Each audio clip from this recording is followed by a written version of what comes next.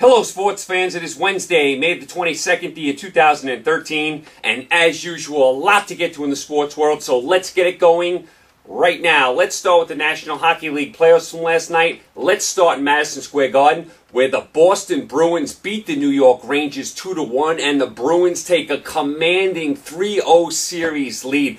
I'll tell you, I've been very impressed with the Bruins. The Bruins in round one were left for dead in Game 7. Toronto had them beat. Toronto was up 4-1 in the third period. Toronto was up 4-2 with a minute and a half go. Miraculously, the Bruins won that game, won the series, and they look like they have new life now, Boston. They look like they've been born again, and they are playing like it.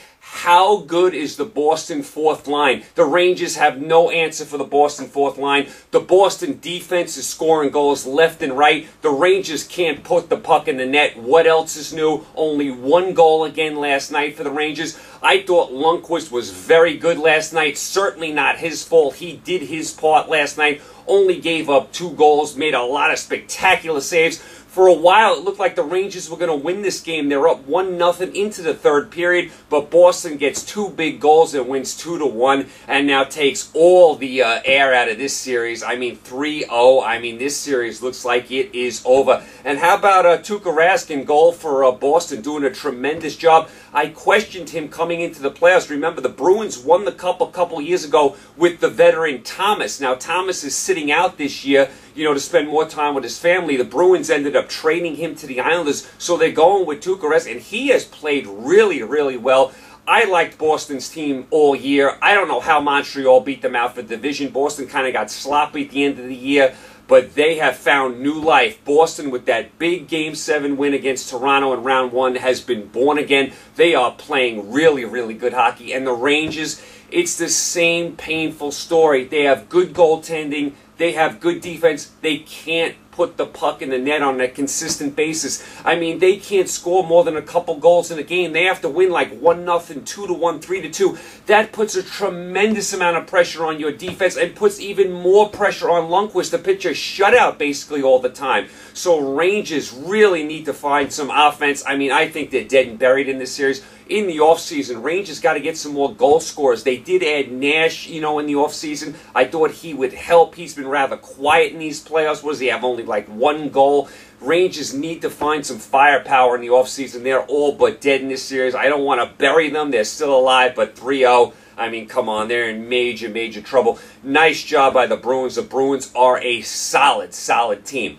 So that was where you were at Madison Square Garden last night. Also last night in San Jose, the San Jose Sharks beat the LA Kings 2-1. They evened that series 2-2. Nice job by San Jose. They were down 2-0 in this series. They come back home and win 2 in a row. This has been a very tight, competitive series. The games have been very close. 2-1, 3-2. Sharks are much improved this year. We know how good LA is. They won the Cup last year. Great goaltending. Very, very nice series this is shaping up to be. So LA and San Jose tied 2-2 in this series. Very nice job by the Sharks coming back Game 5 in LA. That's kind of where you were in your NHL last night. Over to the NBA last night, we go to San Antonio, where the San Antonio Spurs in overtime beat the Memphis Grizzlies 93-89. Spurs go up 2-0 as they head back to Memphis for 2 games. It's funny. Spurs had a commanding 15-point lead in the first half. They're up 12 after 3. You're like, they have this game in the bag. Memphis comes flying back in the fourth quarter, outscores San Antonio 21-9, has all the momentum, and lo and behold, San Antonio in overtime outscores them 8-4, and San Antonio pulls it out last night. Very, very strange game. Peaks and valleys in the second half for both teams. I won't rule Memphis out of this series. I still worry about San Antonio's age. I mean, you even saw it last night in the fourth quarter. I still worry about their age. Memphis is a young team. They're going to play much better at home. I think Memphis is going to climb back in this series. You obviously have to favor the Spurs. I mean, they're up 2-0. They have home court here. All the veteran leadership. I won't rule out Memphis yet. Remember, Memphis has come back in the first 2 rounds. They did it in the first round and the second round. They were down in both those series. They rallied. They played good at home. Don't count Memphis out, but this loss last night by Memphis, they got to be really upset about it because they rallied in the fourth quarter, felt like they had the momentum going into overtime. They lose the game, so the Spurs escaped last night. They go up 2-0 as we head back to Memphis for 2 games. By the way, I attempted to watch the NBA draft lottery last night. Now, Cleveland is going to get the #1 pick. Orlando gets the #2 pick. Washington 3, Charlotte 4, on and on and on. The NBA draft lottery is some of the most unwatchable TV in the history of television. I mean, just horrible TV. They dragged this out for an hour. They had one person on there explaining the ping pong balls, how it worked. I mean, are you kidding me? Mindless TV. I mean, just ridiculous. Then they got Jay Billis on there, and they're asking Jay Billis, they go, Jay, who are you going to pick who would you pick with the #1 pick if you had it? And he's going, well, I don't have a team. Really, Jay? We know you don't have a team, but you're on there to give us your analysis of who you think is the #1 pick. Who would you pick, Jay, if you did have a team? We're not saying you have a team, but who would you pick? Who do you think should be picked #1? He's like, well, I don't have a team. Well, Jay, what are you doing there then? Aren't you there for expert analysis to say who you would pick #1? You're going to tell us you don't own an NBA team, so what, you're not going to give us an answer? I mean, what are you doing there? I mean, some of the most mindless TV in the history of television.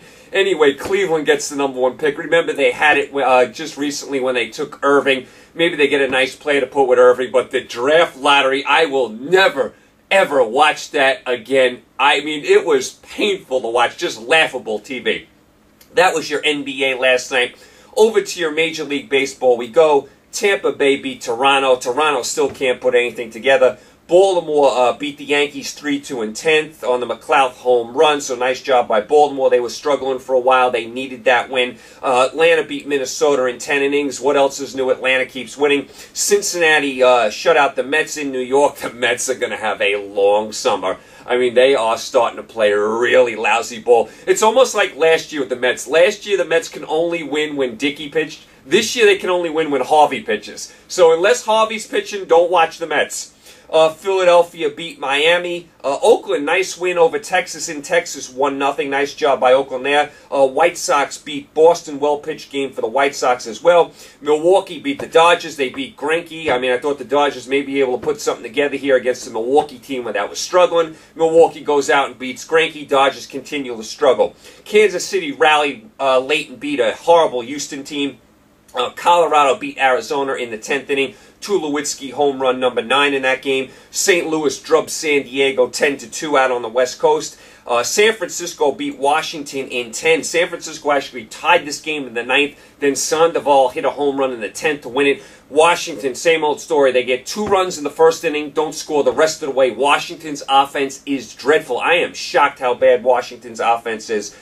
Detroit beat Cleveland yesterday. Cabrera hit his 12th home run. He is on fire. Pittsburgh beat the Cubs. Pittsburgh is taking advantage of a soft schedule right now. Pittsburgh's starting to play really nice ball. And the Angels actually won a game. They drubbed Seattle. They beat them 12-0. Trout, the youngest player in history to hit for the cycle. He is some player, Trout. I mean, what an unbelievable player. The Angels actually had a laugher last night for one of the few times this season they drubbed Seattle 12-0. That was kind of some of your doings in Major League Baseball last night. As far as tonight, what to watch, the NBA, the Eastern Conference Finals, finally gets underway. We have Indiana at Miami, Game 1. I mean, I'm sure Indiana's going to get a game or two. I'm sure they're going to be competitive. They played Miami well last year in the playoffs. There's no love lost between these two teams. There's a little bit of a rivalry here. But in the end, Miami is going to be too strong. Remember, Indiana still doesn't have Granger. I'd like to see if they had Granger in this series. I mean, I still think Miami would win. You like to see Indiana at 100% with Granger because he would give them that, offensive punch they need. Sometimes Indiana has trouble scoring.